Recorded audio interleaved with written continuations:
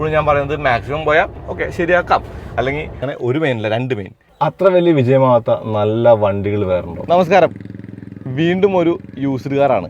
ഇത്തവണ 70,000 രൂപയ്ക്ക് വാങ്ങിയ യൂസ്ഡ് കാർ എന്നുള്ള ഒരു ടൈറ്റിലാണ് ഈ വീഡിയോ വരാൻ പോകുന്നത്. ഓക്കെ, അതായത് എൻ്റെ ഒരു സുഹൃത്തിന് അദ്ദേഹത്തിൻ്റെ ഭാര്യയ്ക്ക് ഡ്രൈവിംഗ് പഠിക്കാൻ വേണ്ടി ഒരു വണ്ടി വേണമെന്ന് പറഞ്ഞു. അങ്ങനെ വണ്ടി വേണമെന്ന് പറഞ്ഞാൽ നമ്മുടെ അടുത്ത് വരും. സ്വാഭാവികമായിട്ടും സാൻഡ്രോ വാങ്ങിയിട്ടുണ്ട്, സാൻഡ്രോയുടെ ആ ഒരു രജിസ്ട്രേഷൻ നമ്മൾ ചെയ്തിട്ടുണ്ട്, അതിൻ്റെ കാര്യങ്ങളൊക്കെ അറിയാമല്ലോ. അപ്പോൾ എന്തായാലും അങ്ങനെ വന്നപ്പോൾ നമ്മൾ ചോയ്സസ് നോക്കിയപ്പോഴേ ഓൾട്ടോ ഒരു നല്ല ചോയ്സാണ്, ഓൾട്ടോ കേട്ട നല്ല ചോയ്സാണ്, വാഗണാർ നല്ല ചോയ്സാണ്, സാൻഡ്രോ നല്ല ചോയ്സാണ്, ഐ10 നല്ല ചോയ്സാണ്. ഓക്കെ, ഒരുപാട് ചോയ്സ് ഉണ്ട്. പക്ഷേ അവിടെ ചെറിയൊരു പ്രശ്നം ഉണ്ടായിരുന്നു. ചെറിയ ബഡ്ജറ്റേ വിളിക്കുള്ളൂ, എന്ന് വെച്ചാൽ 75,000-80,000 രൂപ ബഡ്ജറ്റുള്ളൂ. അങ്ങനെ നോക്കിയപ്പോൾ ചോയ്സ് അവിടെ കുറഞ്ഞു. എവിടെ ഓൾട്ടോ മേടിക്കാം, 800 മേടിക്കാം, കുഴപ്പമില്ല. കേട്ടൻ കിട്ടില്ല, കേട്ടൻ 1,00,000 രൂപ മുകളിലാണ്. അങ്ങനെ ഓൾട്ടോ നോക്കാമെന്ന് മൈൻഡിലേക്ക് എത്തിയപ്പോഴാണ് ഓൾട്ടോയിൽ ഇരിക്കുമ്പോഴേ കുറച്ച് കുഴിയിലിരിക്കണം, പിന്നെ 800 സീസല്ലേ ഉള്ളൂ എന്നുള്ളൊരു മൈൻഡ്. അങ്ങനെ വീണ്ടും ഞങ്ങൾ ഹണ്ടിലേക്ക് ഇറങ്ങി. ഹണ്ടിലേക്ക് ഇറങ്ങി എനിക്ക് ഓർമ്മ വന്നു, അയ്യോ ഒരു വണ്ടി ഉണ്ടല്ലോ. ആ വണ്ടി എന്ന് പറഞ്ഞാൽ വാഗണാറും അല്ല ഓൾട്ടോയും അല്ല. എന്നാൽ വാഗണാറിൽ നിന്ന് പോയി ഓൾട്ടോയ്ക്ക് എത്തിയിട്ടില്ല. വാഗണാറിൻ്റെ ഉയരമുണ്ട്, അതിലിരിക്കാൻ സ്ഥലമുണ്ട്, വലിയ വണ്ടി എന്ന് തോന്നുന്നു, പക്ഷേ ചെറിയ വണ്ടിയാണ്, ഓടിക്കാൻ സുഖമാണ്. ഓക്കെ, ഞാൻ സംസാരിക്കുന്നത് 2006 മുതൽ 2009 വരെ നമ്മുടെ നിരത്തിലുണ്ടായിരുന്ന ആദ്യ ജനറേഷൻ സെൻ എസ്റ്റിലോനെ കുറിച്ചാണ്. പിന്നെ കെ സീരീസ് എഞ്ചിൻ വന്നു, അത് ഓൾട്ടോ കൂടുതൽ വില കൂടുതലും അല്ലെങ്കിൽ അങ്ങനെ കാര്യങ്ങൾ വേറെയാണ്, അതുകൊണ്ടേ. അപ്പോൾ ഞാൻ നോക്കിയപ്പോൾ നെറ്റിലൊക്കെ നോക്കിയപ്പോൾ കുറേ വണ്ടികൾ കിടപ്പുണ്ട്. അതായത് അതേ വിലയൊന്നുമില്ല. ചില ആൾക്കാർ 1,10 ചോദിക്കുന്നു, 1,15 ചോദിക്കുന്നു, ചില ആൾക്കാർ 80,000 ചോദിക്കുന്നു, ചില ആൾക്കാർ 60,000 ചോദിക്കുന്നു. ചില വണ്ടി LPG ആണ്. അങ്ങനെ വണ്ടി തപ്പി ഞങ്ങളൊരു വണ്ടി കണ്ടുപിടിച്ചു. ഒരു വണ്ടി കണ്ടുപിടിച്ചിട്ട് എൻ്റെ സുഹൃത്ത് ഒറ്റയ്ക്ക് പുള്ളി പോയി നോക്കിയിട്ട് വന്നിട്ട് പറഞ്ഞു കുഴപ്പമില്ല, വണ്ടി കുഴപ്പമില്ല എന്നൊക്കെ പറഞ്ഞു. ഞാൻ നോക്കിയപ്പോൾ ഓക്കെ സീനൊന്നുമില്ല, എന്നാലും നമുക്ക് 1-2 ഓപ്ഷൻസ് കൂടി നോക്കാമെന്ന് പറഞ്ഞ് നിൽക്കുമ്പോഴാണ്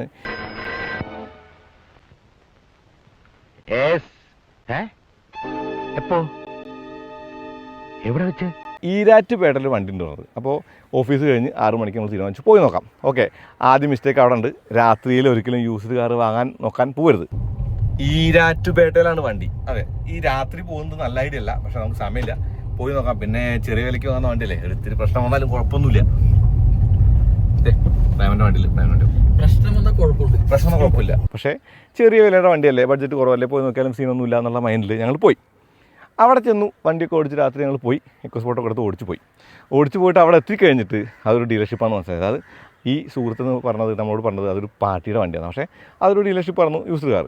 അദ്ദേഹം നമ്മളോട് പറഞ്ഞു 80,000 രൂപയ്ക്ക് വണ്ടി തരാമെന്ന് പറഞ്ഞു. ഞങ്ങൾ വണ്ടി നോക്കിയിട്ട് അടിയിൽ കൂടെ ഒക്കെ നോക്കുമ്പോൾ ചളിയൊക്കെ ഉണ്ടൊക്കെ, പഴയ വണ്ടിയല്ലേ പുള്ളിനെ പറയുന്നുണ്ട്, വാട്ടവർ.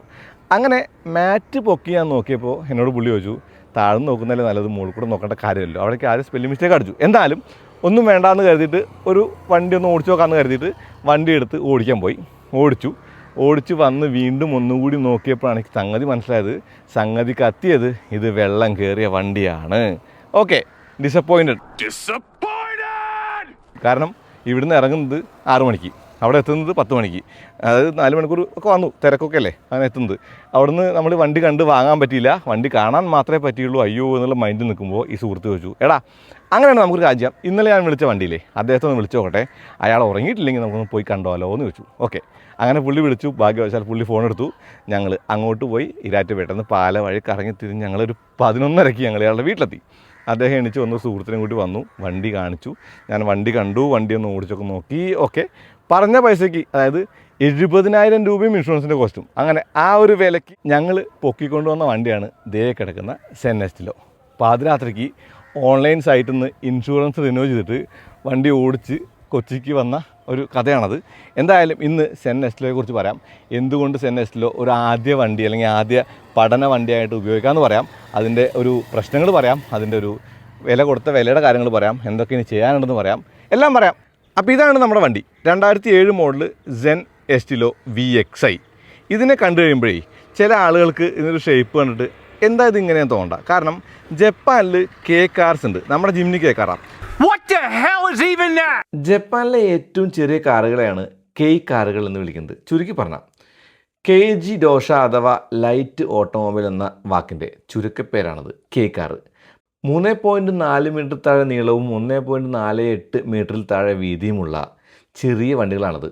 കുറഞ്ഞ നികുതി, കുറഞ്ഞ ഇൻഷുറൻസ്, കൂടിയ ഇന്ധനക്ഷമതയൊക്കെയാണ് ഇതിൻ്റെ ഒരു പ്രധാന ആകർഷണം എന്ന് പറയുന്നത്.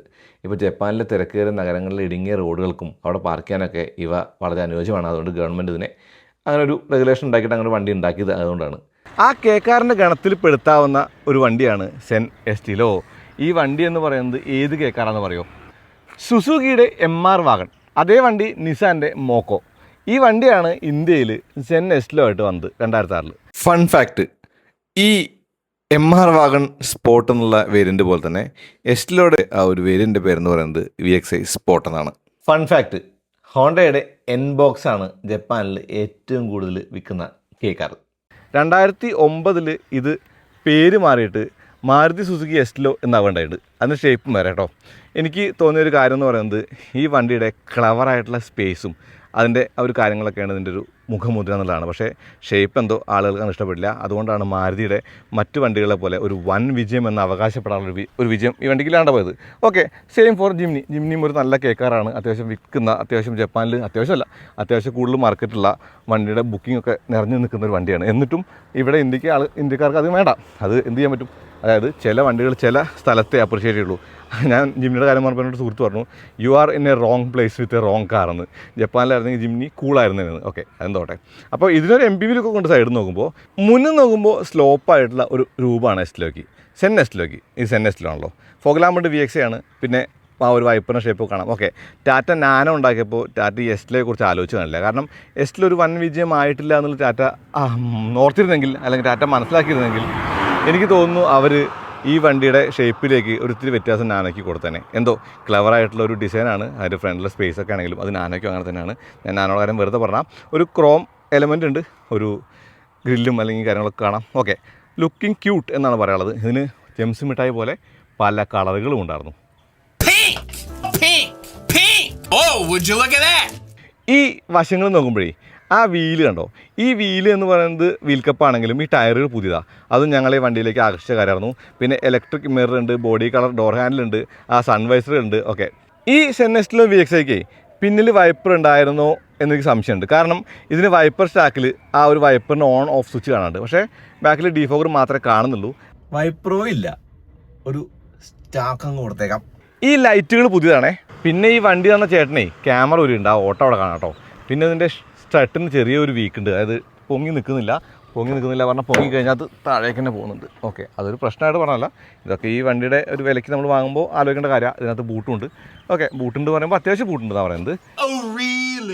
ഈ ഒരു വെല്ലൊക്കെ നോക്കിയിട്ട് അതിൻ്റെ ക്ലാവ് പിടിച്ച് കണ്ടു, കാര്യങ്ങളൊക്കെ കണ്ടു. ഇതൊക്കെ വണ്ടി നോക്കുമ്പോൾ നമ്മൾ നോക്കുന്ന കാര്യങ്ങളാണ്. പക്ഷേ ഇതൊക്കെ നമുക്ക് പണിതെടുക്കാവുന്ന കാര്യമായിട്ടേ ഉള്ളൂ എന്നുള്ളൊരു കാര്യമാണ്. അതുകൊണ്ട് വലിയ സീനില്ലാന്ന് തോന്നുന്നു.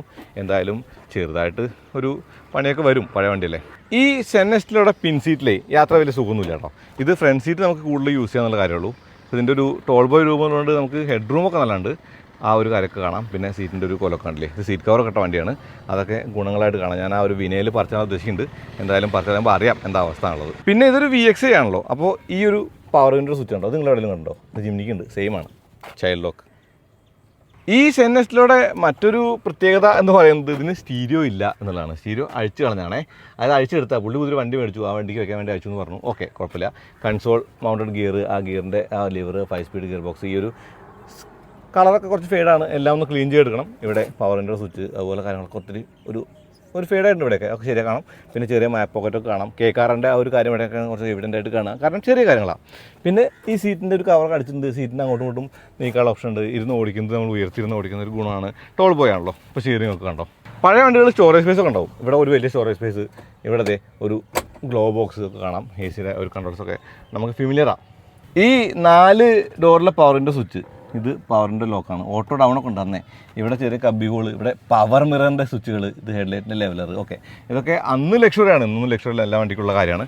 പിന്നെ ഇതിനകത്ത് ടാക്കോമീറ്റർ ഉണ്ട്. അതെനിക്ക്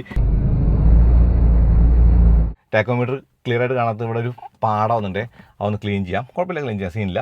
AC അത്യാവശ്യം കൂളിംഗ് ഉണ്ട്. അങ്ങനെ പ്രശ്നങ്ങളായിട്ടൊന്നും പറയാനില്ല. വിൻഡ് ഹോൺ വെച്ചിട്ട് പുള്ളി കണ്ടോ. ഈ ഇരിപ്പ് കണ്ടോ, ഈ ഇരിപ്പ് കാലിൽ ഒക്കെ നിവർത്തി വെച്ച് കസേരയിലിരിക്കുമ്പോൾ ഇരിപ്പ്. ഈ ഇരിപ്പാണെന്ന് തോന്നുന്നു നാനോ പോലുള്ള വണ്ടികൾക്ക് ഇൻസ്പിറേഷൻ, വാഗണാർ അല്ലെങ്കിൽ സെൻ എസ്റ്റിലോ പോലുള്ള വണ്ടികൾ. കാരണം ഈ ഇരിപ്പാണ് കംഫർട്ടബിളായിട്ട് ഇരിക്കാൻ പറ്റിയ ഒരു ഇരിപ്പാണ് വണ്ടിയുടെ ഏറ്റവും മെയിനായിട്ടുള്ള കാര്യം. കാല് നീട്ടി വെക്കാം. അവിടെ അത്യാവശ്യം അധികം ലെഗ് സ്പേസാണ്. ഈ ലെഗ് സ്പേസ് ഈ ഒരു വിലയ്ക്ക് കിട്ടുന്ന ഏത് വണ്ടി കാണാൻ പറ്റും, അങ്ങനെ ഇരിക്കാൻ പറ്റുക. അത് സെൻ എസ്റ്റിലോ പോലുള്ള വണ്ടികളുടെ കാര്യമാണ്. അതായത് 4 മൂലയ്ക്ക് വീല്, ആ വീലിൻ്റെ സ്പേസിൻ്റെ അഡ്ജസ്റ്റ്മെൻറ്റ്, 2 ആഷ്ട്രേ അല്ല, ഒരു ആഷ്ട്രേ ഒരു സാധാരണ ഒരു ട്രേ ആണ്. ഓക്കെ, ഇത് ആഷ്ട്രയും ഇത് വേറെന്തോ ട്രേ ആണ്. Okay, Wait. Let me tell you something. എന്തായാലും രണ്ട് ആശ്രയമുണ്ട്. ഇതാണോ ഇത് ഞാൻ പറഞ്ഞു വൈപ്പർ സ്വിച്ച് ഉണ്ട്, വൈപ്പറില്ല, വൈപ്പറോ വാഷറോ ഇല്ല. ഇനി ഞാൻ ആ ഒരു ബോണ്ട് പോകുമ്പോഴേ അവിടെ 2 ടാങ്ക് കൂടി എനിക്ക് ഉറപ്പാണ് ആ ബൂട്ട് റിപ്ലേസ്ഡ് ആണ്. ഓക്കെ എന്തോട്ടെ, ട്രിപ്പ് മീറ്റർ ഉണ്ട്, എഞ്ചിൻ ടെമ്പറേച്ചർ മീറ്റർ ഉണ്ട്, പിന്നെ ഫ്യൂൽ മീറ്റർ. ഓക്കെ അത്രയൊക്കെ ഉള്ളൂ, അതിനകത്ത് പറയാനൊന്നുമില്ല. ഇവിടെ ഈ ഒരു വലിയ വിൻഡോയും ഈ ചെറിയ ഒരു ഗ്ലാസും എല്ലാം ഇതൊക്കെയാണ് നാനോ ആയിട്ടുള്ള സാമ്യങ്ങൾ ആൾക്കാർ പറയുന്നത്. എനിക്കിത് വലിയ സാമ്യമായിട്ടൊന്നും തോന്നുന്നില്ല കേട്ടാ. പിന്നെ പറയാൻ എന്തും പറയാലോ. ഹെഡ് റൂമാണ് മെയിൻ, ലെഗ് റൂമാണ് മെയിൻ, അങ്ങനെ ഒരു മെയിൻ അല്ല 2 മെയിൻ. ഇത് മാരുതി സുസുക്കി അത്ര വലിയ വിജയമാകാത്ത നല്ല വണ്ടികൾ വേറുണ്ടോ? കിസാഷി. ഈ സെൻ എസ്റ്റിലൊക്കെ ഒരു 4 സിലിണ്ടർ എഞ്ചിനാണല്ലോ വലിയ ഗുണമുണ്ട്. ഇപ്പോൾ 800 ഓൾട്ടോ ആകുമ്പോൾ അതൊരു 3 സിലിണ്ടർ 800 cc ആണ്. പക്ഷേ ഇതൊരു 1060 cc-യോളമുള്ള ഒരു 4 സിലിണ്ടറാണ്. ഇത് F10D ആണ്, 16 വാൽവ്. പിന്നെ ഇതിൻ്റെ ഒരു വലിയ പ്രത്യേകത എന്ന് പറഞ്ഞാൽ 64 bhp 84 Nm ഉണ്ടെന്നുള്ളതാണ്.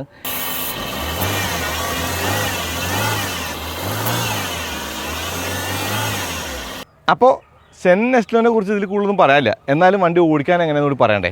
ഫ്യൂവൽ എഫിഷ്യൻസിയാണ് മെയിൻ എന്ന് പറയും. 4 സിലിണ്ടർ ആണെന്നുള്ള ഒരു കാര്യം ആകുമ്പോൾ റിഫൈൻമെൻ്റ് ആണ് മെയിൻ എന്ന് പറയും. ഇതിന് പക്ഷേ എന്തൊക്കെ പണികളുണ്ട്, ഇത് ഓടിക്കാൻ എങ്ങനെയാണെന്നുള്ള കൂടി പറയണ്ടേ. ഈ പഴയ വണ്ടി വാങ്ങുമ്പോഴുള്ള മെയിൻ പ്രശ്നം എന്ന് പറയുന്നത് കുറേ കാര്യങ്ങളൊക്കെ നമ്മൾ കോംപ്രമൈസ് ചെയ്യണം. അത് ഒബ്വിയസ് ആണ്. ഫോർ എക്സാമ്പിൾ സ്റ്റാർട്ട് ചെയ്യുമ്പോൾ നോക്കട്ടോ, അത് സൈലൻസർ പൊട്ടിയ സൗണ്ടാണ്. പിന്നെ AC ഇട്ടാലോ, അത് ഐദർ ടെൻഷനർ അല്ലെങ്കിൽ കംപ്രസറിൻ്റെ ബെയറിങ് എന്തായാലും മാറണം. ഓക്കെ അത് വലിയ വിഷയമല്ല, നമുക്ക് മാറാം. കാരണം ഈ വണ്ടിയുടെ ഒരു പ്രൈസ് വെച്ച് നോക്കിയിട്ട് അതിൽ കുറവ് നെഗോഷിയേറ്റ് ചെയ്യാൻ പറ്റില്ല. കാരണം ഒരു വണ്ടിക്ക് നമ്മളൊരു പ്രൈസ് പറയുമ്പോൾ ഒരു അപ്പർ പ്രൈസും ഒരു ഡൗൺ പ്രൈസും ഉണ്ട്. അതിന് താഴെ പറയുന്നത് നീതികേടാണ്. പിന്നെ ഈ വണ്ടിക്കകത്ത് വെള്ളം കയറിയ പാടുകളൊന്നും ഇതുവരെ ഞാൻ കണ്ടിട്ടില്ല. എന്ന് വെച്ചാൽ അത് കംപ്ലീറ്റ്ലി വെള്ളം കയറിയ വണ്ടിയല്ല എന്ന് പറയാനും പറ്റില്ല. കാരണം ഇത്തിരി പഴക്കമുള്ളതുകൊണ്ട് നമുക്കത് അങ്ങ് കിട്ടില്ല. ഇപ്പോൾ നല്ല ബുദ്ധിയുള്ള ഒരാളാണെങ്കിൽ വെള്ളം കയറിയ വണ്ടിയൊക്കെ അത് മാസ്ക് ചെയ്യാനായിട്ട് എളുപ്പമായിട്ട് പറ്റും. അതുകൊണ്ട് നമ്മളത് ഒരു ചെറിയൊരു കാര്യമായിട്ട് മാറ്റി. കാരണം ഇപ്പോൾ എന്തെങ്കിലും ആവട്ടെ, ഇത് ഓടിക്കാൻ പഠിക്കാൻ വേണ്ടി വാങ്ങിയ വണ്ടിയാണ്. ഇത് നമ്മൾ ഓടിച്ച് പഠിച്ചിട്ട് സാൻഡ്രോ പോലെ റീസ്റ്റോർ ചെയ്യണോ അല്ലെങ്കിൽ ഇത് വിറ്റ് കളയണോ എന്നൊക്കെ തീരുമാനിക്കാം. ഓക്കെ സമയമുണ്ട് ഇഷ്ടം പോലെ. എന്തായാലും പഠിപ്പ് നടക്കണം ആണ് മെയിനായിട്ട് കാര്യം. അത് ഈ വണ്ടി കൊണ്ട് നടക്കും. ഇതിൻ്റെ 64 bhp 84 Nm ആ F10D എന്ന് പറഞ്ഞ എഞ്ചിൻ റിഫൈൻഡ് ആണ്. എന്ന് വെച്ചപ്പോൾ AC ഒരു സൗണ്ട് ഇല്ലെങ്കിൽ ഇത് സ്റ്റാർട്ടായി അറിയാൻ കൂടിയില്ല. ഞാനൊരു നല്ല എക്സാമ്പിൾ വണ്ടി പോയി നോക്കിയിട്ടുണ്ടായിരുന്നു. 1,24,000 രൂപ പുള്ളി പറഞ്ഞു. 2008 മോഡലാണ്, സിംഗിൾ ഓണറാണ്, ആകെ 24,000 കിലോമീറ്റർ ഓടിയിട്ടുള്ളൂ. ഞാൻ പുള്ളിയോട് മാന്യമായിട്ട് ഒരു 90 രൂപയ്ക്ക് ചോദിച്ചു. പുള്ളി തന്നിരുന്നെങ്കിൽ അതെടുത്ത് ഓടിക്കാറുണ്ട്. അതെടുത്ത് ഒന്നും ചെയ്യാമല്ലോ. പക്ഷേ LX ആണ്. ടാക്കോമീറ്ററിലാണ് ഒരു ഡീൽ ബ്രേക്കറായിട്ട് കിടക്കുന്നുണ്ട്. ഓക്കെ ടാക്കോമീറ്റർ വേണമെന്നില്ല എന്ന് തന്നെ വെച്ചു. പക്ഷേ അതൊരു നല്ല ഡീലാണ്. പക്ഷേ ഈ വണ്ടിക്ക് വലിയ മാർക്കറ്റില്ല. അതുകൊണ്ട് നമ്മൾ പോയിട്ട് മാരക വില കൊടുത്ത് വണ്ടി വേണം ലോജിക്കല്ല. ഇപ്പോൾ ഒരു വാഗണർ ആണെങ്കിൽ ആ പൈസ നമുക്ക് വേണമെങ്കിൽ ഒന്ന് എന്താ പറയുക ജസ്റ്റിഫൈ ചെയ്യാം. വേണ്ട, 2009 ശേഷം വന്ന സെൻ ഇല്ലാത്ത എസ്റ്റിലും ആണെങ്കിലും നമുക്കൊന്ന് ജസ്റ്റിഫൈ ചെയ്യാം. കാരണം K സീരീസ് എഞ്ചിനാണെന്നെങ്കിലും പറയാം. ഇത് പഴയതാണ്. ഇത് പഴയതായതുകൊണ്ട് തന്നെ ഇതിന് അങ്ങനെ നെഗോഷിയേറ്റ് ചെയ്യുന്ന പോയിന്റ് അല്ല ഉള്ളതുകൊണ്ട് ഞാൻ ആ കാര്യത്തിലേക്ക് പോയില്ല. എന്തോ ആട്ടെ, അത്രയും വില കൊടുത്ത് വാങ്ങുന്നില്ല പറഞ്ഞു. ജെന്റിൽമാനായിട്ട് കൈ കൊടുത്ത് തിരിച്ചു വരേണ്ടത്. പക്ഷേ ഈരാറ്റുപേട്ട പോയ വണ്ടി, ആ വണ്ടി ആരെങ്കിലുമൊക്കെ പറ്റിക്കപ്പോഴും ഉറപ്പാണ്. കാരണം അത് ഒരു വേസ്റ്റ് എക്സാമ്പിളായിരുന്നു. സ്റ്റിൽ ഈ വണ്ടി എന്ന് പറയുന്നത് മോഡറേറ്റ്ലി ഗുഡ് എന്നുള്ളതാണ്. അത്ര അൾട്ടിമേറ്റ് അല്ല. ഇപ്പോൾ അവർ ഡ്രൈവേഴ്സാണ്, അതായത് ടിപ്പർ ഓടിക്കുന്ന ആൾക്കാരാണ്. അവർ വീട്ടിലെ യൂസിന് വേണ്ടി വാങ്ങിയ വണ്ടിയാണ്, വീട്ടിലെ യൂസ് ചെയ്ത് തരുന്ന വണ്ടിയാണ്. പുള്ളി പുതിയ റിറ്റ്സ് മേടിച്ചപ്പോഴാണ് അത് കൊടുക്കുന്നത്. പുതിയല്ല, യൂസിന് വേണ്ടി അപ്ഗ്രേഡിന്. അപ്പോൾ അതൊക്കെ ഒരു ലോജിക്കൽ റീസൺസ് നോക്കിയപ്പോൾ ഓക്കെയാണ്, കുഴപ്പമില്ല. വലിയ കാര്യമായിട്ട് നമുക്ക് നെഗോഷിയേറ്റ് ആവശ്യമില്ല തോന്നാൻ കാരണമുണ്ട്. പക്ഷേ ഇവിടെയും ഒരു ചെറിയ പ്രശ്നമുള്ളത് വിനൈൽ കവേർഡാണ് ഫ്ലോർ. ആ വിനൈൽ കവർ എടുത്ത് കളഞ്ഞ അകത്ത് എന്ത് കാണുമെന്ന് നമുക്കറിയില്ല. പക്ഷേ അപ്പോഴും ഞാൻ പറയുന്നത് മാക്സിമം പോയാൽ പ്ലാറ്റ്ഫോം തുരുമ്പുണ്ടായിരിക്കും. ഓക്കെ ശരിയാക്കാം, അല്ലെങ്കിൽ ഒന്ന് പെയിൻ്റ് അടിച്ച് ശരിയാക്കാം. അത് കഴിഞ്ഞ് നമുക്ക് പഠിപ്പ് കഴിഞ്ഞ് നമുക്ക് കിട്ടുന്ന കാശിൻ്റെ കൊടുത്ത് ഒഴിവാക്കാമല്ലോ, ആ ഒരു മൈൻഡാണ്. അതുകൊണ്ട് ആ പ്രശ്നമില്ല. എന്തായാലും ഒരു സാധാരണ യൂസ്ഡുകാർ നോക്കാൻ പോകുന്ന പോലെയുള്ള ഒരു സ്ക്രൂട്ടിനി അല്ലെങ്കിൽ ഒരു ചെക്കിംഗ് ഒന്നും ഉണ്ടായിട്ടില്ല. ഞാൻ പോയി വണ്ടി കണ്ടു, പുള്ളി ഓൾറെഡി വണ്ടി കണ്ടതാണ്, ഓടിച്ചു നോക്കി, കുഴപ്പമില്ല, എടുത്തു. ഇതിന് റൈഡ് ക്വാളിറ്റി വാഗണാറിൻ്റെ അത് നല്ലതല്ല, ചെറിയ സ്റ്റിഫ്നെസ് ഉണ്ട്, 13 വീലാണ്. പിന്നെ ഇതിന് ലോ റാമിന് സൗണ്ട് വരാറുണ്ട്, ഈ വണ്ടിക്ക് ചെറിയ സൗണ്ട് ഉണ്ട്. പിന്നെ ഇതിൻ്റെ സ്റ്റെബിലൈസർ ബുഷിന് സൗണ്ട് ഉണ്ടാവും, കേൾക്കുന്നുണ്ട്. ആ സൗണ്ട് എന്ന് പറയുന്നത് എനിക്ക് തോന്നുന്നു ബുഷ് ടൈറ്റ് ശരിയാവെന്ന് പറയുന്നത്. അതുകൊണ്ട് ടൈറ്റ് നോക്കിയിട്ടില്ല, ടൈറ്റ് നോക്കാം. അതൊക്കെ ഇതിൻ്റെ കാര്യങ്ങളാണ്. എന്തായാലും ഒരു ഡു ഇറ്റ് യുവർ സെൽഫ് വണ്ടിയാണ് സെൻ എസ്റ്റിലോ എനിക്കറിയാം. കാരണം എൻ്റെ ഒരു ഫ്രണ്ട് ദിലീപ് ഡെവിൾ എന്ന് പറയുന്ന ആളാണ്. പുള്ളി ദ ഓട്ടോമോട്ടീവ് ഇന്ത്യ എന്ന് പറഞ്ഞ ഫോറത്തിൽ ഏറ്റവും കൂടുതൽ എഴുതിയേക്കുന്നതും ഏറ്റവും കൂടുതൽ എന്താ പറയുക ആ ഒരു കാര്യങ്ങൾ പറഞ്ഞിട്ടുള്ളതും സെൻ എസ്റ്റിലെ കുറിച്ചാണ്. നിങ്ങൾ കേൾക്കുന്നുണ്ടെങ്കിൽ അണ്ണാ നിങ്ങളെക്കുറിച്ചാണ് പറയണേ. ഓക്കെ. അപ്പോൾ അതുകൊണ്ട് അതൊരു അഷുറൻസ് ആയിരുന്നു. കാരണം അത്രയും കാലമായിട്ട് ഉപയോഗിക്കുന്ന ഒരു വണ്ടിക്ക് വലിയ പ്രശ്നങ്ങളില്ലാന്ന് എനിക്കറിയാം. പിന്നെ 4 സിലിണ്ടർ വേണമെന്നുള്ളതും 1000 cc മുകളിലാണ് എന്നുള്ളതുമാണ് ഇതിൻ്റെ ഗുണമായിട്ട് കാണുന്നത്. ഓക്കെ, ആ സൗണ്ട് ടെൻഷനർ ആയിരിക്കണേ എന്ന് ഞാൻ ആഗ്രഹിക്കുന്നുണ്ട്. കംപ്രസറാണെങ്കിൽ പണി ചെറുതായിട്ട് പിന്നെയും പാളി. എന്തായാലും വലിയ കോസ്റ്റ് വരില്ലായിരിക്കും. ഈ പറഞ്ഞ കാര്യങ്ങളൊക്കെ ഉള്ളൂ പറയാനായിട്ട്. പിന്നെ മെയിൻ്റനൻസും കാര്യങ്ങളൊന്നും എനിക്ക് കാണാനില്ല. ജസ്റ്റ് ഓയിൽ മാറി ഓടിക്കുക എന്നുള്ളതാണ്. ഇത് ഓടിക്കാൻ നല്ല രസമുണ്ട് ആക്ച്വലി. ഇത് ഇരിക്കുന്ന ഉയരത്താണ്, എല്ലാം കണ്ടുകൊണ്ട് ഓടിക്കാം. പിന്നെ ഗിയർ ഷിഫ്റ്റൊക്കെ പഴം പോലെയാണ്. സ്റ്റിയറിംഗ് നല്ല ലൈറ്റാണ്. ഓക്കെ, ഒരു പുതിയ ആൾക്ക് ഇതിൽ കൂടുതൽ എന്ത് വേണം? ഒരു വലിയ വില കൊടുത്തൊരു വലിയ വണ്ടി വാങ്ങി പഠിക്കുന്നതിൽ തെറ്റൊന്നുമില്ല. പക്ഷേ അത്രയും ബഡ്ജറ്റൊന്നുമില്ല. പക്ഷേ കാരണം നിനക്ക് ഒരു വണ്ടി വേണമെങ്കിൽ എനിക്ക് തോന്നുന്നു ഇതുപോലുള്ള എക്സാമ്പിളുകൾ വലിയ വിജയമാവാത്ത എന്നാൽ വലിയ കുഴപ്പമില്ലാത്ത അണ്ടർ അപ്രിഷിയേറ്റ് ആയിട്ടുള്ള വണ്ടികൾ നോക്കുന്നതുകൊണ്ട് തെറ്റൊന്നുമില്ല. ആ കൂടുതൽ എനിക്ക് തോന്നിയിട്ടുള്ള ഒരു നല്ല വണ്ടി എന്ന് പറയുന്നത് സെൻ എസ്റ്റിലോ ആണ്. എസ്റ്റിലോയുടെ ഈ ഒരു 4 സിലിണ്ടറാണ്. ഓക്കെ, അപ്പോൾ ഇത് കണ്ടോ നാനോ പോലെ തോന്നുമില്ലേ എന്ന് പറയുന്ന ആൾക്ക് നാനോക്ക് എന്താ കുഴപ്പം? നാനോയ്ക്ക് ഒരു കുഴപ്പമില്ല. നാനോ എന്ന് പറയുന്ന വണ്ടി 10,000 കിലോമീറ്റർ 26 ദിവസം കൊണ്ട് ഓടിച്ചീർത്ത് ഒരാളെന്ന നിലയ്ക്ക് ഞാൻ പറയട്ടെ നാനോയ്ക്ക് യാതൊരു വിധ സീനും ഇല്ല. നാനോ വാങ്ങാത്തെന്താ അറിയോ? നാനോയുടെ പാർട്സിന് ആ വണ്ടിയേക്കാളും വില. അതാ പ്രശ്നം. അതുകൊണ്ട് അത് വേണ്ടെന്ന് വെച്ചാണ്. അല്ലെങ്കിൽ നാനോയുടെ ഓട്ടോമാറ്റിക് നമുക്ക് വാങ്ങാവുന്ന വണ്ടിയാണ്. അപ്പോൾ അത്രേ ഉള്ളൂ. നിങ്ങളൊരു യൂസ്ഡ് കാർ നോക്കുകയാണ്, നിങ്ങൾക്ക് വേണ്ടതൊരു യൂസ്ഡ് കാറാണ്, എന്നാൽ വലിയ വില കൊടുക്കാനില്ല. അതുമാത്രമല്ല ഓൾട്ടോ പോലെ നിലത്തിരുന്ന് ഓടിക്കണ്ട, കുറച്ച് ഉയർത്തിരുന്ന് ഓടിക്കണം എന്നൊക്കെ ആണെങ്കിൽ സെൻ എസ്റ്റിലോ ബേബി. ശരി എന്നാൽ.